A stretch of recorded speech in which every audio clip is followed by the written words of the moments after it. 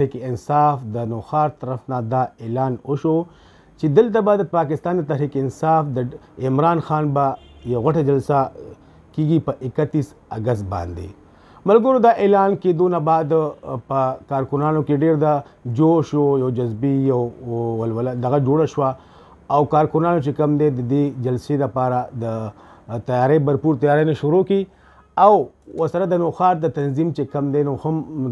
اجلاسونه او میټینګونه شروع کړل او د هغې لپاره د ځای د امانګډ چې کومه NLC ده د هغې په مقام باندې د جلسې لکه جلسې ځای وټاکلی شو. ملګرو ډېر ملګري چې کوم کارکونان چې کوم دي مونږ وکتل هغه یې ساین بورډونه او نور دغه چې کوم دی پمفلټ او هغه یې چاپ کولو اډرن باقاعده اډونه هم ورکړل او په سوشل میډیا باندې یو مکمل دغه یو کمپین شروع شو د دې جلسې کامیابیدو لپاره او کارکونان کې موږ کتل چې ډېر غټ جذبه ده ډېر غټ دغه خو ناڅاپه پرون شپه چې کم دی د پاکستان د تحریک انصاف د افیشل پیج نه چې کم دی د عمران خان د شیډول چې کم جاری شو نو په هغې کې د 31 اگست په ځای کې چې کم دی د نوخار په ځای کې د اټک ذکر د جلسې ذکر شوی دی. په 28 باندې کم دی په پېښور کې ده نو په 31 باندې کم دی هغه په اټک مقام باندې د جلسې ذکر دی چې هلته به جلسه وي. دې اعلان نه بعد کارکونانو کې یو ډېر مایوسي خوره شوه او نو بیا د پرویز خان طرف نه چې د پاکستان د تحریک انصاف د پښتونخوا ستر مشر دی هغه دا اعلان وکړو چې جلسه فی الحال ملتوي شوې ده او د مونږه به دا جلسې به د 10 سپتمبر نه بعد به د هغې نوې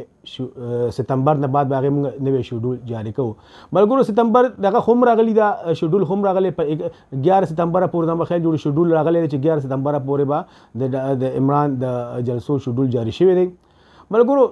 سوال پیدا کیږي چې د عمران خان دا دریم ځل دی چې د جلسې د نوخار کې د جلسې چې کوم دغه جاري شي او هغه بیا ملتوي شي نو یقینا یو سوال جوړیږي چې دا مطلب دی چې داسې ولې کیږي. دې نه مخکې چې کم دی هغه د یو ډېر پرویز خان طرف نه دا اعلان شوی چې یو ډېر غټه جلسه به زه په کومه په موټروې د هغې لپاره زه هم خوښ شوی او هغې لپاره ډېر برپور تیاری شروع شوي وي. تاسو کتلي چې په هغه وخت کې په ټول جي ټي روډ باندې چې کوم دی غټ غټ بورډونه ساین بورډونه او جوړ شوي او لګېدلي هم او د هغې جلسې لپاره خو لیکن په عین وخت باندې چې کوم دی عمران خان دغه جلسه کینسل کا. د هغې یقینا وجه مونږ د هغې کرونا په دغه و چې هغه وخت کې د کرونا وبا وه په هغې وجه باندې دغه شوه. اینه بعد به دغه اعلان وشو چې د نوخار کې به د جلسه به کیږي په ټول KPK کې چې کم دی خیر پښتونخوا کې جلسې وشوي خو په نوخار کې چې کم دی لکه د چې کم مهم دی په هغه مهم دوران کې په نوخار د جلسې نه ده شوي. په 2013 کې په عمران خان چې کم دی هغه وخت له وزیر اعظم نو او هغه د انتخاباتو ورځې وي نو هغه د په نوخار کې د امانګډ په مقام باندې ډېره غټه جلسه کړې وه.